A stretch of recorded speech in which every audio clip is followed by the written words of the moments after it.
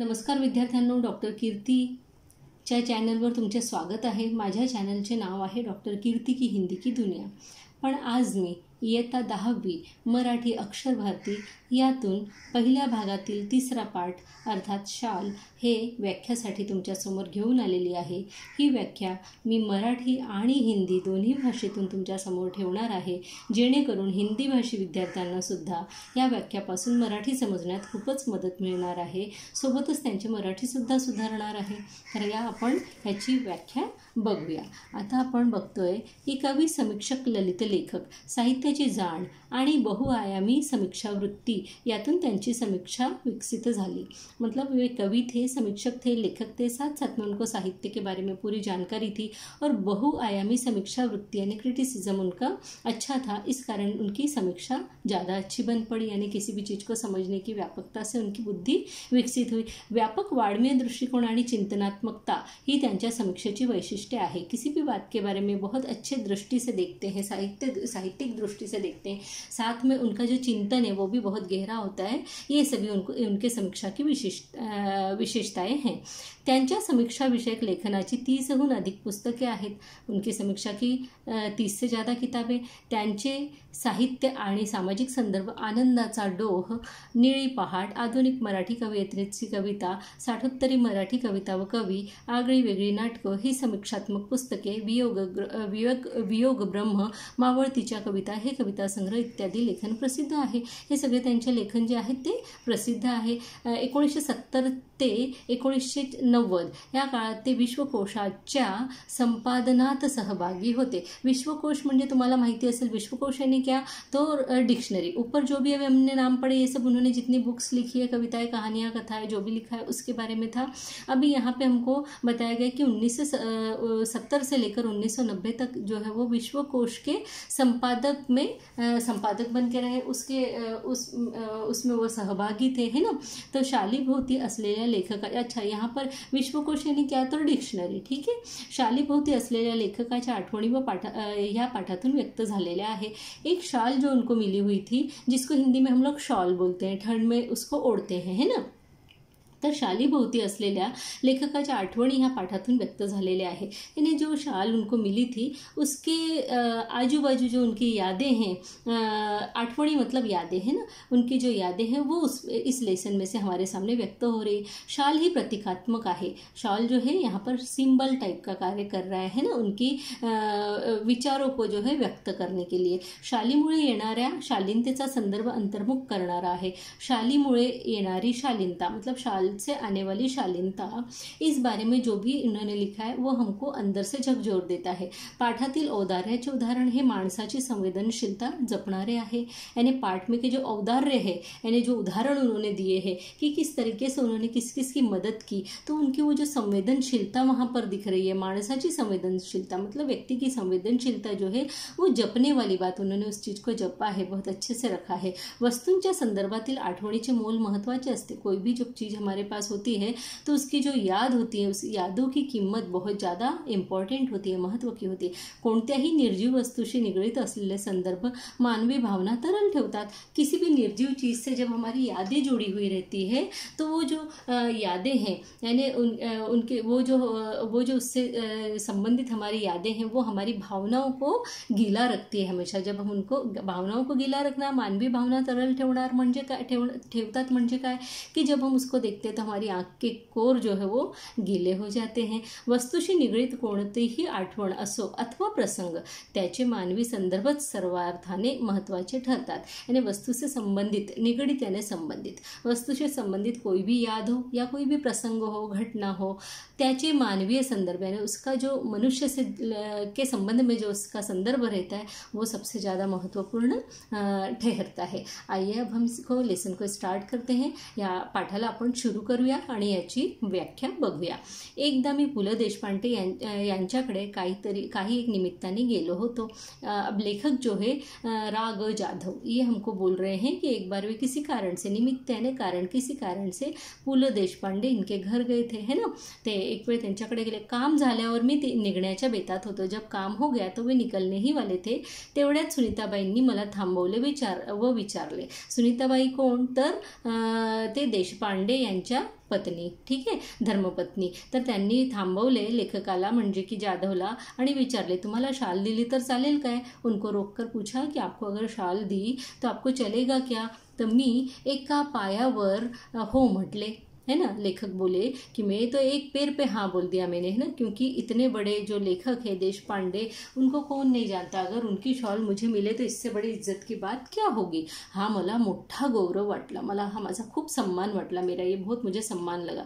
ती शॉल मी माझ्या खोलीतल्या सुटकेसमध्ये ठेवून दिली. उन्होंने उस शॉल को अपने घर की, अपने रूम की जो सुटकेस थी उसके अंदर रख दिया. वापरली मात्र कधीच नाही, मतलब उसको यूज कभी भी नहीं किया. वापरली मतलब यूज करना, है ना, कभी भी उसको यूज नहीं किया.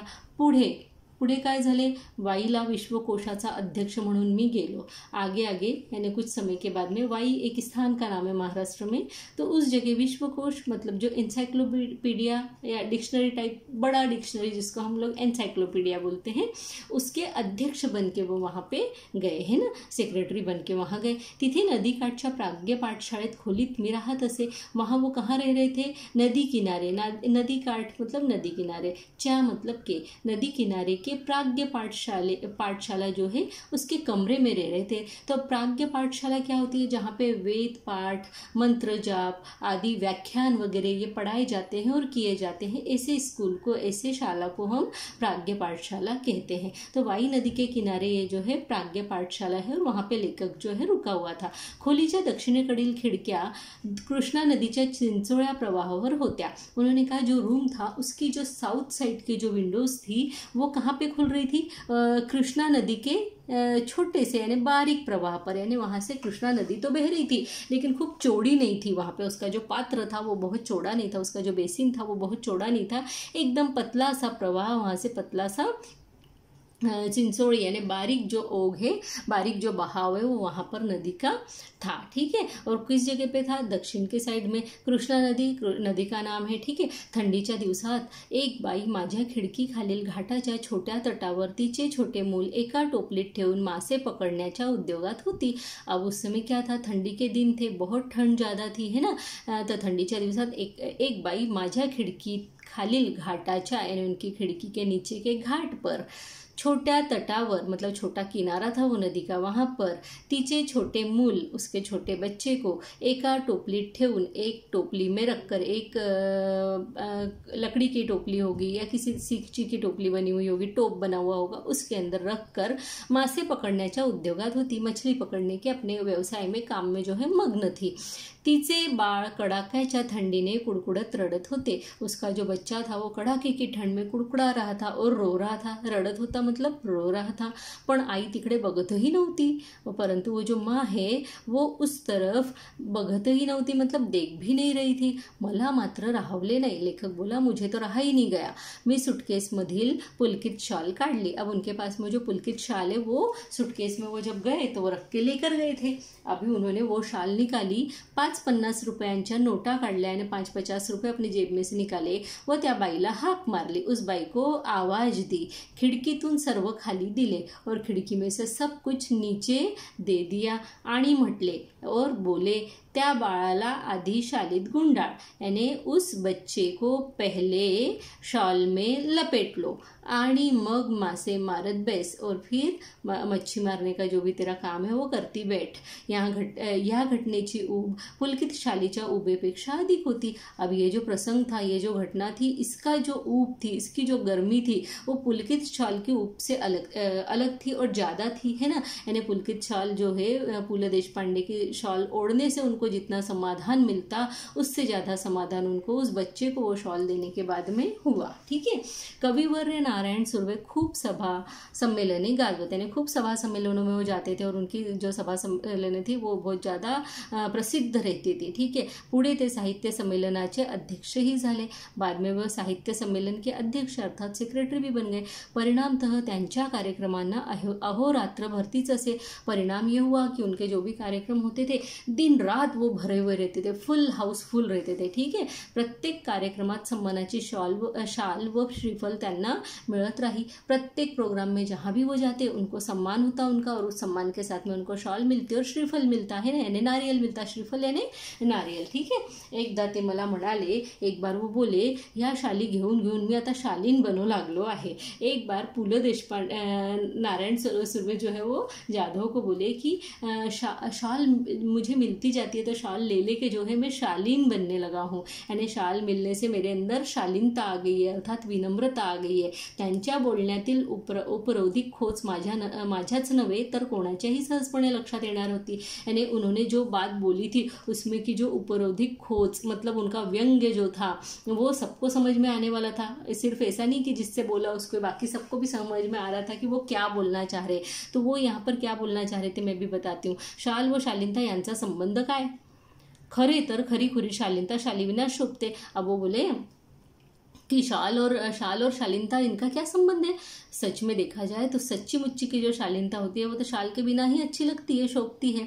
सुर्वे मुळातच शालीन, यानी सुर्वे जो थे नारायण सुर्वे वो तो पहले ही शालीन थे, मुळातच मतलब जन्मजात ही शालीन थे। शालीच्या वर्षावाखाली त्यांची शालीनता कधी हरवली नाही आणि कधी क्षीणही झाली नाही।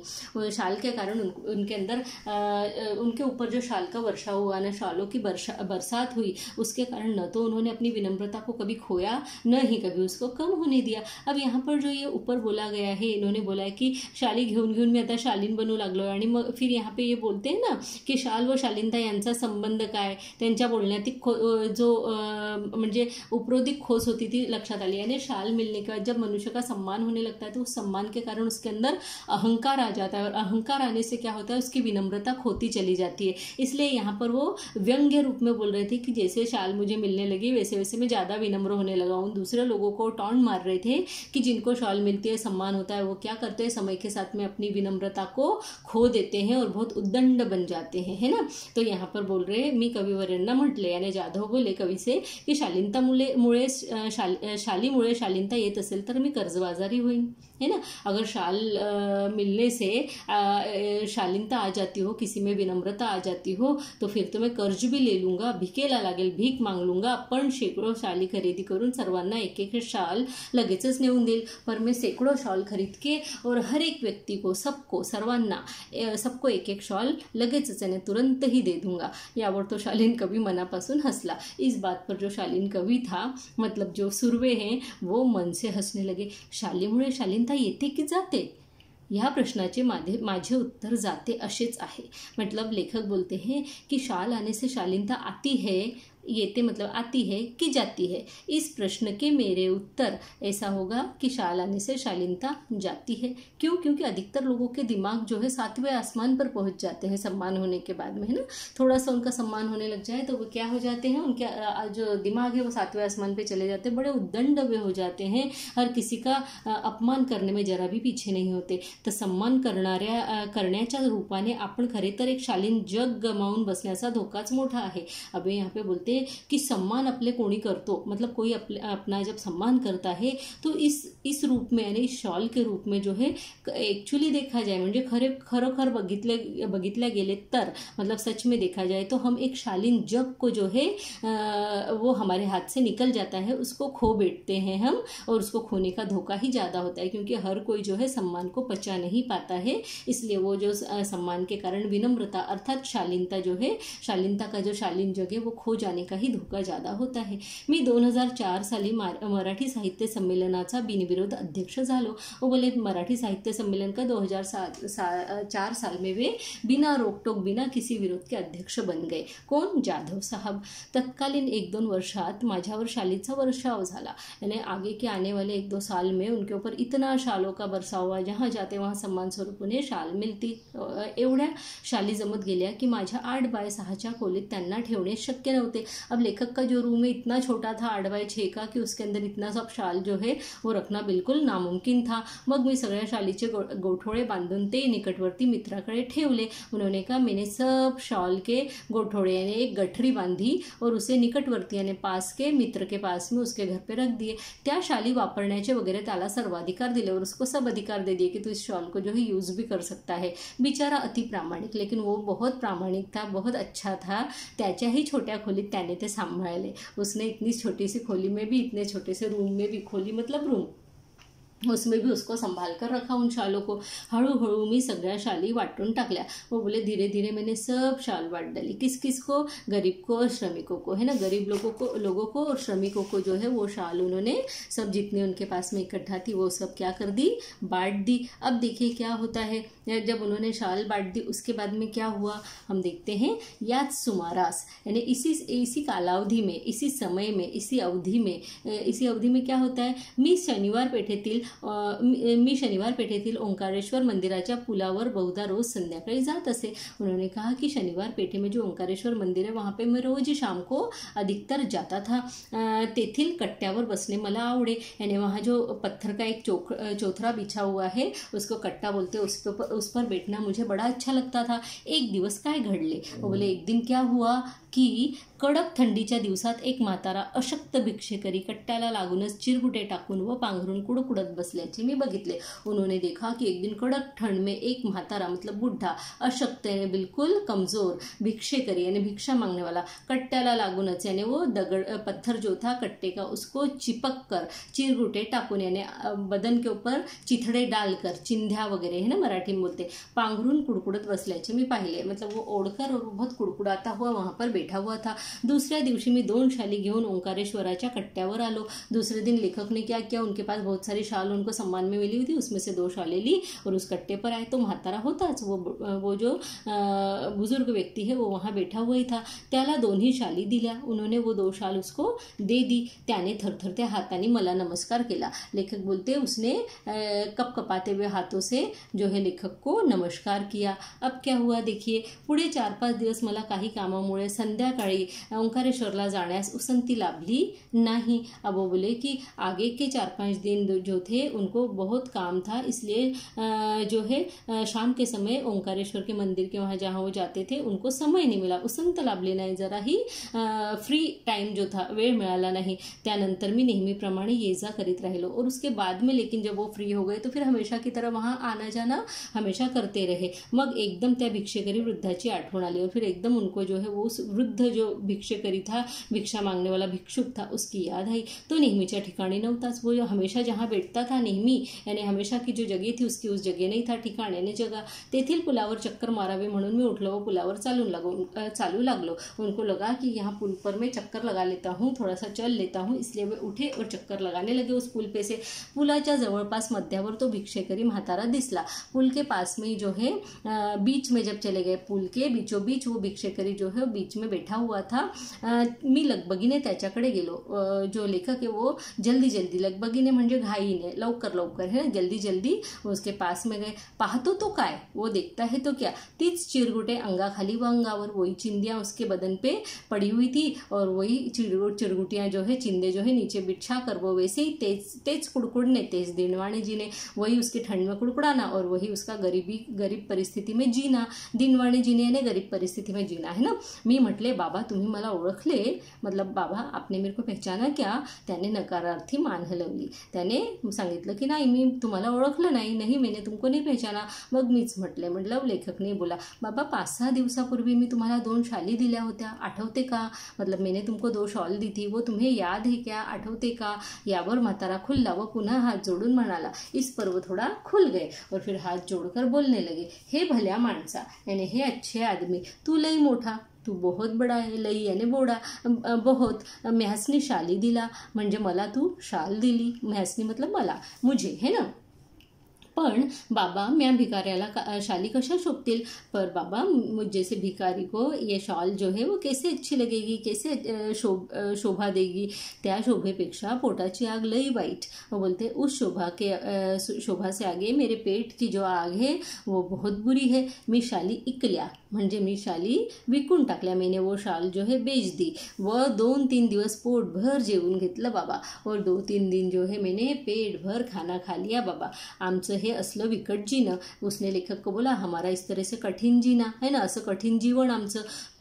तुझं लई उपकार आहेत बाबा. मतलब तेरे बहुत उपकार है बाबा मेरे ऊपर है ना. तुझे फारच उपकार माझ्यावर आहेत. शालीची शोभा आणि ऊब व पोटाची आग आणि अन्नाची ऊब. म्हणजे शाल से मिलने वाली शोभा और पेट की आग. उसके अंदर जो अन्न भरने के बाद में जो पेट में गर्मी आ जाती, शरीर में गर्मी आ जाती, वो ऊब. इन दोनों में कितना अंतर था. भूकेल्यास अन्न द्यावे.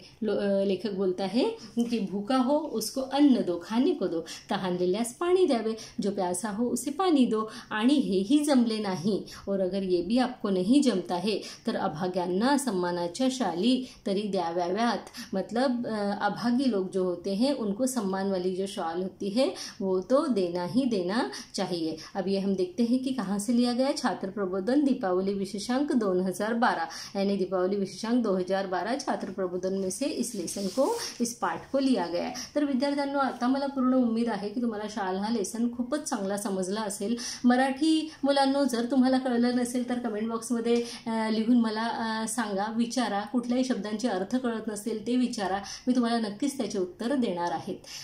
हिंदी विद्यार्थी, हिंदी भाषी विद्यार्थी, अगर आपको कोई भी चीज़ समझ में नहीं आई, किसी प्रकार की छोटी से छोटी भी समस्या हो, आप मुझे कमेंट बॉक्स में लिखकर पूछ सकते हैं. मैं आपके लिए सदैव तत्परता से यहाँ पर उपस्थित हूँ और आपके हर सवाल का जवाब देने वाली हूँ. तो मेरे इस चैनल को लाइक करें, कमेंट करें और हो सके तो अपने फ्रेंड्स में शेयर कीजिए. मिलजुल कर पढ़िए, एक दूसरे के साथ में मिल बांट कर पढ़िए. क्वारंटाइन का समय है, घर में बैठिए, सुरक्षित रहिए और दोस्तों के साथ मिलकर पढ़िए. ऑनलाईन मी आपको सारा मटेरियल दे रही हूँ है ना विद्यार्थ्यांनो. मी तुम्हाला सगळं ऑनलाईन मटेरियल देते, म्हणून तुम्ही घरातच राहा आणि अगदी सुरक्षित राहा आणि स्वस्थ राहा, हीच माझी तुमच्यासाठी कामना. धन्यवाद. नमस्ते.